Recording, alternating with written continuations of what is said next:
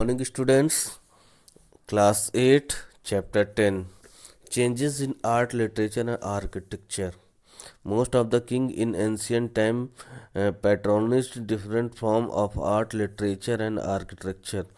अच्छा, बहुत सारे जो पुराने समय में जो बहुत सारे राजा थे वो आर्ट, लिटरेचर और आर्किटेक्चर के बहुत ही मतलब एक तरह से प्रेमी थे.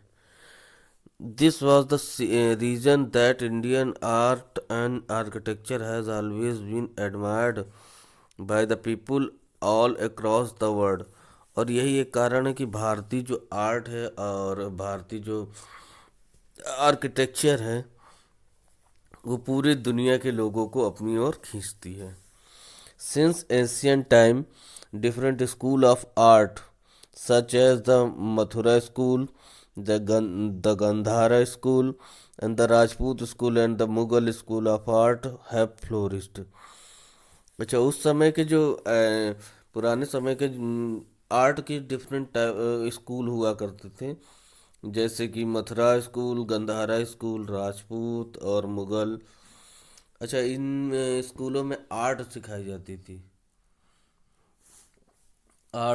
जाती थी जिससे कि लोगों को आर्ट आए, मतलब आर्ट सिखाई जाए, लिटरेचर और आर्किटेक्चर बताया जाता था. During the period of British rule many European artist began to visit India. और अंग्रेजी शासन काल में बहुत सारे यूरोपियन आर्टिस्ट भी इंडिया आए.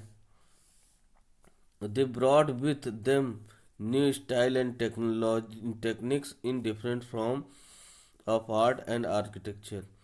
अच्छा, वो अपने साथ अपने यहाँ की टेक्नोलॉजी लाते गए कि कैसी टेक्नोलॉजी और कैसी उनकी मतलब आर्ट है, क्या टेक्निक बनाने की, तो वो भी लाते गए. In this chapter you will study about the important changes in art, literature, architecture in India during the colonial period. और इस चैप्टर में आप ये पढ़ोगे कि भाई जब अंग्रेज अपनी कॉलोनियल मतलब उपनिवेश बना दिया था भारत को, तो उस समय क्या आर्ट और उसमें चेंजेस आए थे. Painting, the form of art which was influenced the form of art which was influenced the most by the British style and techniques was painting. The style and techniques brought by the British called imperial traditions. These painters popularized the technique of oil painting. अच्छा, painting में क्या होता था कि ये जो अंग्रेज होते थे वो अपनी स्टाइल की और टेक्निक की पेंटिंग पे ज़्यादा तवज्जो देते थे कि वो चाहते थे कि भाई उनकी कला ज़्यादा विकसित हो. The style was and techniques was brought by the British called imperial tradition. और जो उनकी स्टाइल होती थी उसको कहा जाता था ब्रिटिश ट्रेडिशन, मतलब अंग्रेजी ब्रिटिश परंपरा. और इस तरह के these painter popularised the technique of oil painting. अच्छा, और ये लोग जो थे इन लोगों ने ऑयल पेंटिंग से मतलब पेंटिंग बनाने को ज़्यादा पॉपुलराइज्ड किया. Features of imperial tradition, realistic landscape painting was one of the imperial features of imperial tradition. अच्छा, ये लोग जो होते थे अंग्रेज लोग, ये रियलिस्टिक लैंडस्केप मतलब जैसे किसी गांव की पिक्चर बना रहे, झोपड़ी, खेत, हाल या मंदिर की पिक्चर, ये रियलिस्टिक पिक्चर बनाने में ज़्यादा जोर देते थे. The artist produce real and life like painting. और वो लोग मतलब रियल लाइफ को मतलब अपनी पेंटिंग से दिखाते थे. They could be seen of nature, crowded street, monument. अच्छा, वो अपनी जो पिक्चर बनाते थे उसमें या तो नेचर का, जैसे किसी जंगल की चित्र बना रहे हैं. क्राउडेड स्ट्रीट, कोई ऐसी गली जिसमें खूब सारी भीड़ है, बहुत सारे आदमी हैं, दुकानें वगैरह हैं. इसकी मॉन्यूमेंट्स जो मतलब जैसे मकबरे हैं, मंदिर है, मस्जिद है, उनकी पिक्चर बनाने में ज़्यादा वो तवज्जो देते थे. They used to technique perspective in which object which were near appear bigger and objective which were for appear smaller.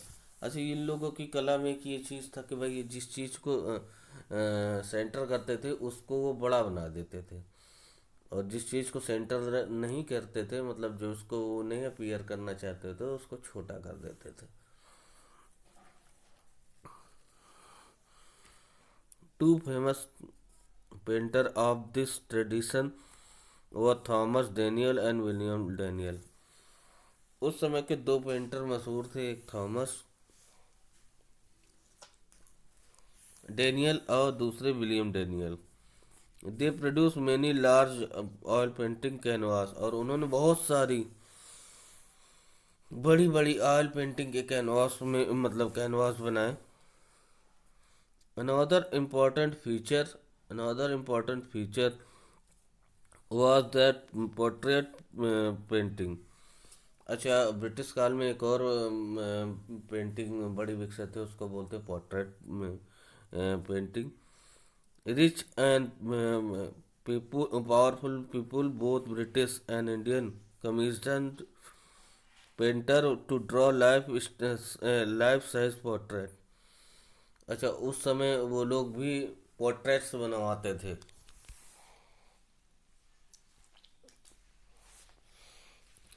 उसमें क्या होता था कि अपनी अपनी फ़ोटो बनवाना, उसको ब्लैक एंड वाइट करा के। तो उस समय के जो अमीर लोग होते थे या पावरफुल लोग होते थे, तो वो लोग इस तरह के पोर्ट्रेट्स बनवाते थे। Many Indians Nawab has their portrait. अच्छा, उनमें जैसे बहुत सारे नवाबों के भी पोर्ट्रेट्स बनाए गए।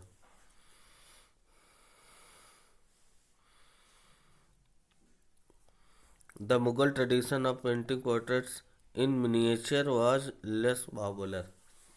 अच्छा, उस समय जो मुगल साम्राज्य का भी पोर्ट्रेट, मतलब पिक्चर्स बनती थी, वो धीरे धीरे ख़त्म होती गई। Historical historical painting was the third important features of imperial tradition.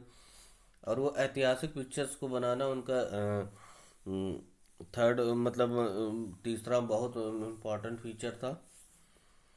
This tradition short This tradition was thought highlighted the various episodes of British imperial history and glorified British victories in India। और इस tradition से उन्होंने British imperial history के बहुत सारे episodes को highlight किया, मतलब जैसे कि मंगल पांडे का युद्ध हुआ, या जो 1911 का ब्रिटिश गवर्नमेंट का जो लीडर बना, तो वो सब हाईलाइट किया गया।